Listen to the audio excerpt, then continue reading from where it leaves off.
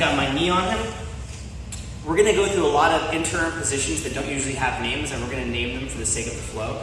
This is obviously knee ride. When he rotates it hard to knock me off, I'm gonna drop, and right now I'm here, I'm hip to hip. So we're gonna call this hip to hip. I'm gonna transition out of this pretty quickly. A lot of times he'll be shrimping or something like this, and I'm gonna move him over so I can go hip to pit. So once I hit my hip at his armpit, like this, now I have the space to easily transition into a mount. However, if I rush to mount, my trailing foot will get caught. So maybe I can club this down and big step, and he'll catch my trailing foot. So we have to be a little bit more slick on how we make those moves. So he knocks my knee off here, I'm hip to hip, transition hip to pit, push this down.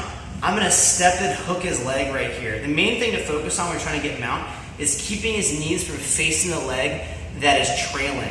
So right now when I go, instead of having my foot going here, I'm gonna take my shin over his leg. I'm gonna winch wipe it over his leg so he can't catch. So do that again. We're here, I'm clubbing here, over his leg. My chest scrubs across his face.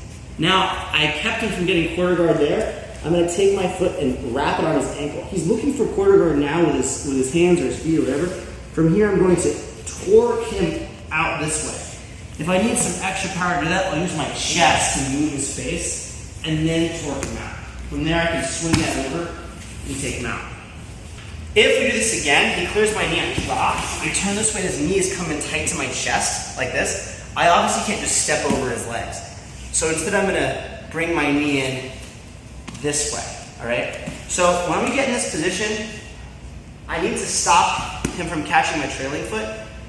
So I'm going to use this instep to roll his legs a little bit, scrub and throw this in.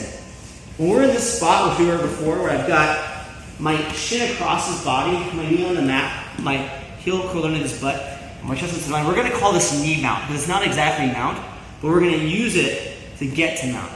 The thing about this position is if he puts his hands on my hips and like knocks me off, it'll just be a knee ride. So it's not that big of a deal. So one more time, he clears me off, drop, switch, as he's coming tight, bring that in, use that instep, curl, get that hooked. All right, so we're in this position. Now, just like before, I'm going to make him look towards that hook, flare, hook over, come back. And now I'm in the real mount. Okay, so sometimes you are just gonna get caught.